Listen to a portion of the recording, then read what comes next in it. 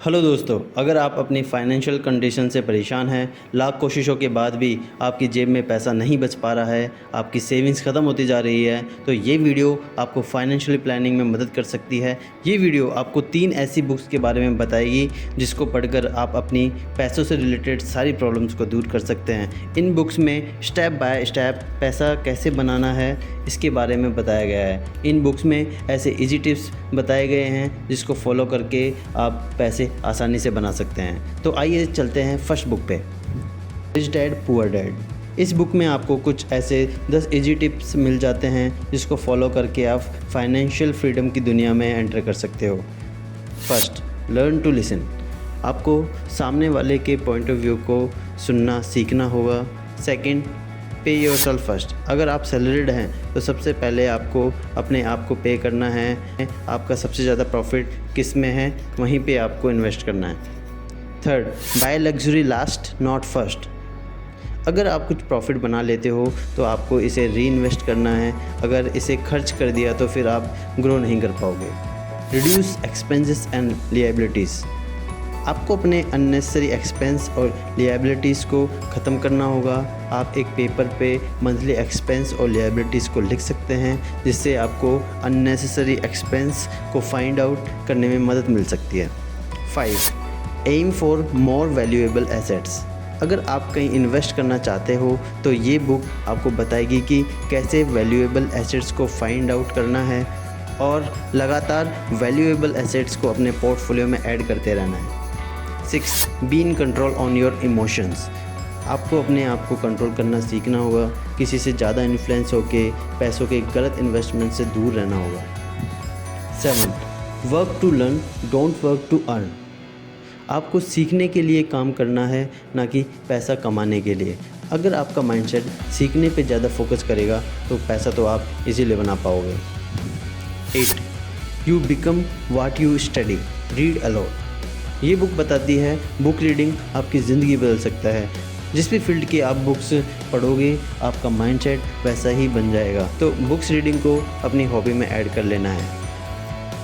9, री invest access cash generated by assets. आपके investment से जो भी पैसा बनता है उसे आपको स्ट्रिक्टली री इन्वेस्ट करना होगा। 10, surround your self with people smarter than you.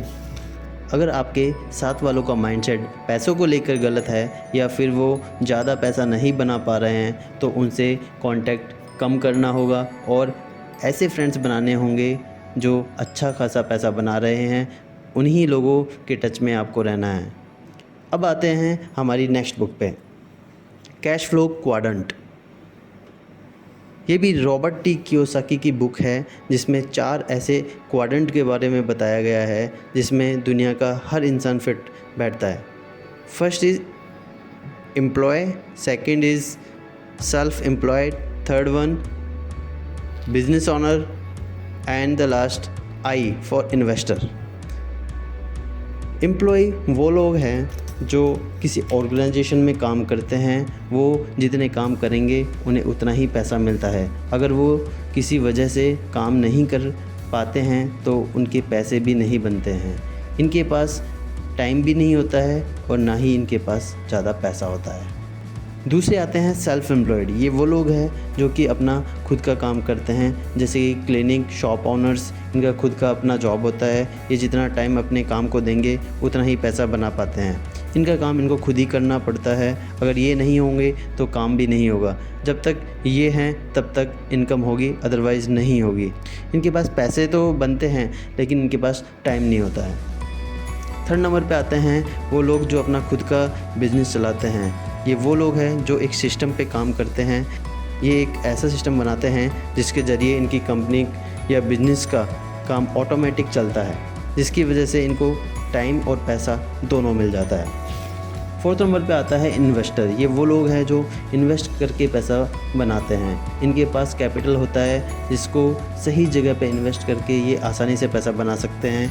इनको इन्वेस्टमेंट नॉलेज होती है। इनके पास पैसा, टाइम सब कुछ होता है। तो इस बुक में लेफ़्ट क्वाड्रेंट एम्प्लॉयज़ और सेल्फ एम्प्लॉयड से right quadrant business owner and investor में कैसे आना है इसके बारे में बताया गया है।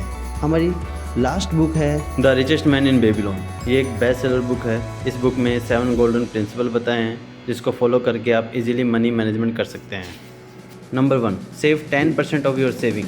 जितना आप अर्न कर रहे हो उसका 10% आपको सेव करना चाहिए। इससे एक लमसम अमाउंट सेव हो जाता है जिससे आप फ्यूचर में इन्वेस्ट कर सकते हैं। Number 2, don't spend more than you make. 10% save करने के बाद बचे हुए 90% पैसे से ही आपको अपना घर खर्च चलाना सीखना होगा।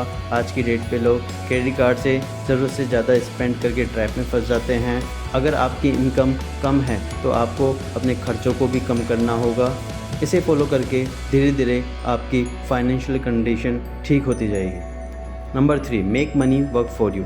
जो आपने सेव किया है उसे इन्वेस्ट करना बहुत ज़रूरी है। आपको ये मेक श्योर करना होगा कि आपकी इन्वेस्टेड फंड आपको एक मंथली और कंपाउंडिंग वे में इंटरेस्ट और प्रॉफिट दे रहा हो।